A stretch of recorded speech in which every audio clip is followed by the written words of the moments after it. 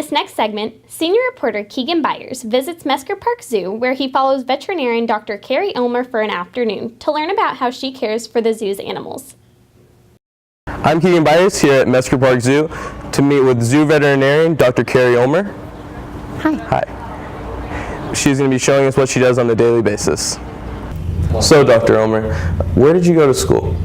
So I did my undergraduate at Wittenberg University in Ohio, which is where I'm from, and then I did veterinary school at Ohio State. And what led you to become a veterinarian?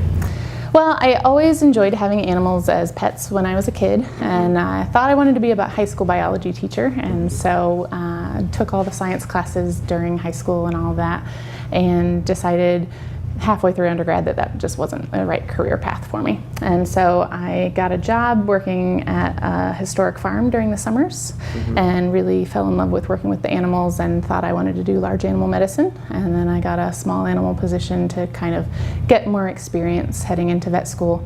That kind of led me to where I am today.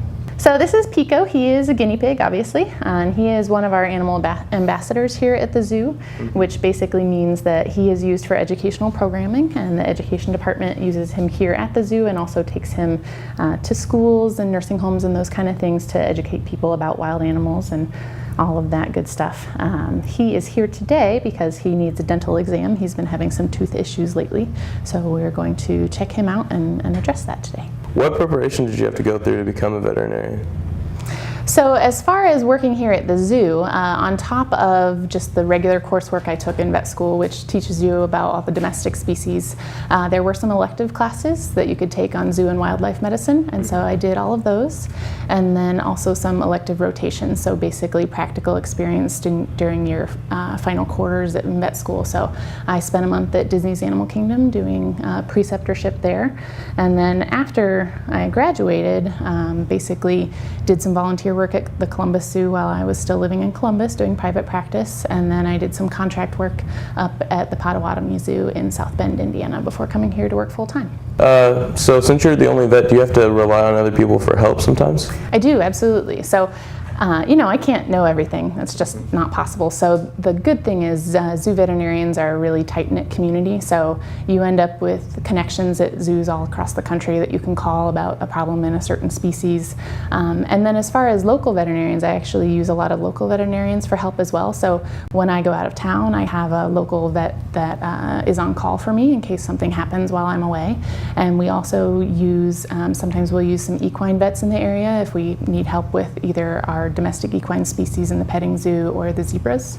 So we do definitely network with the local veterinarians to help our collection of animals. And do you have help at the zoo, like caretakers of the animals that would help you? Absolutely. So I have one veterinary technician that helps me with all of our routine procedures and those kind of things, and she fills in on the days that I'm not here as well during the week. And then the zookeepers are really kind of our eyes and ears when it comes to the health of the animals, because they know the animals best, and they're going to be the first ones to notice when something's wrong. So if an animal is not eating very well, or if something changes about even their weight or their stools or anything like that, they're going to be the first people that notice those things because they know the animals better than I do. All right, since Pico's here today, what type of procedures are you going to undergo? So Pico is basically having trouble with his teeth. And so this is a problem that Pico has struggled with for the past year probably.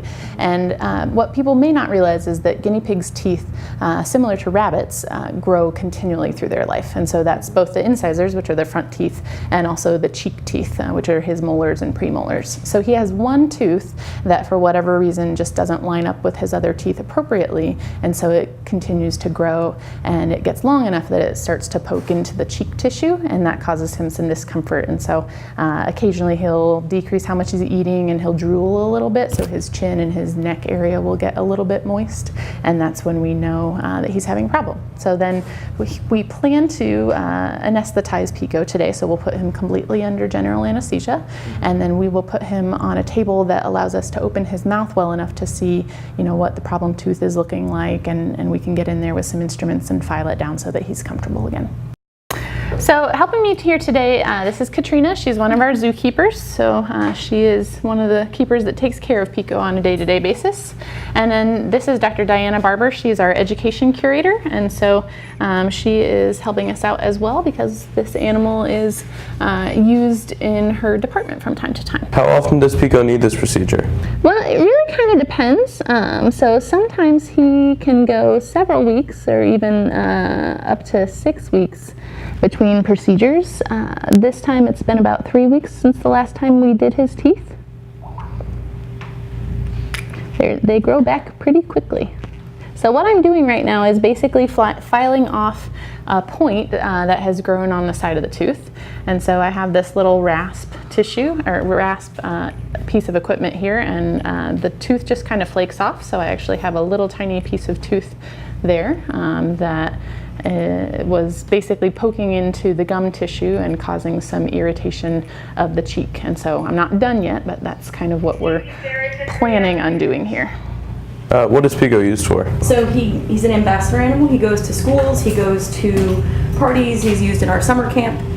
He basically teaches kids the importance of treating animals nicely, and also he is an ambassador for his country of origin. These guys are from South America, and while they are domesticated, they are relatives of some of the wild rodents that live there that are a little different from our North American rodents that are Eurasian and African rodents. Typically, how long does this procedure last? It usually takes about 20 minutes from start to finish. So basically, once he's under anesthesia, we get into his mouth and we grind down the tooth that's causing the problem. And then once we get that tooth taken care of, we look around and make sure that the rest of his teeth look okay. And then we wake him back up and he goes back to life as usual. Okay, so Pico is waking back up. You can see he can now control his head again. He's still not totally coordinated, but it takes a little bit of time. And so we will basically get him ready to go back to his home and let him go back to his day. Now that we're done with Pico, what's next on your agenda? So we have a bird that we're going to recheck. There's a bird from the Amazonia aviary that had an injury to her leg, and we're actually going to go and double check on her and see if we can discontinue the medication that she's been on. And so basically just a progress exam is what we would call that. So this is another one of our zookeepers. This is Chris. He helps take care of the birds here in Amazonia, and so he'll do the handling of the bird. So she actually has a microchip, and she has a band on her leg, so that's what this little yellow band is over here. So we're checking out her foot. This one toe has been the one that just has been taking its time healing, and it's still just not quite where I want it to be. So it's bleeding just a little bit right now, which is not uncommon when you have an injury like this. So she's just a little bit excited. So it looks really good. She's using it well. The other day she started actually grasping with it again, which she hadn't done for about a week. And so that's one of the ways we can kind of assess whether or not the foot is healthy and whether or not the injury is going to be resolved, is whether or not they start to have normal function of the limb again. Good, so basically right now I'm just scrubbing it up to get it nice and clean and make sure that it doesn't get contaminated where it's a little raw. And then I'll kind of wiggle the toe to see whether it still has what we call range of motion, so whether the joint still bends or not. So if we look at the normal foot, you know, she should be able to grasp with the thumb is what that toe is. And so with this foot, she's still not really grasping with that toe. She is with the other ones, which is great. So we just will need to keep her on treatment a little bit longer until we can see whether or not that toe starts to be able to grip again. Okay, and then the other thing we're going to do is just check her weight to make sure that since she's kind of been in isolation, that she's not losing weight from stress or anything like that. So we'll actually put her in this little bin to weigh her. She's too smart for us. Beautiful, thank you. Okay, so she's 58 grams. She was 55 grams when we first got started with treating her. So that's one of the ways we can assess and make sure that she's not too stressed out by being in that different situation. So we'll put her back in the Howdy cage, which is a place where she can interact with the other birds in the aviary but still be treated separately and medicated separately, and then reassess her in a few more days to see whether she can be released at that point. Thanks for everything you do for our community and the zoo. Absolutely, it's my pleasure. Reporting from Mesker Park Zoo, for Bosse's EVSC Community Link, I'm Keegan Byers.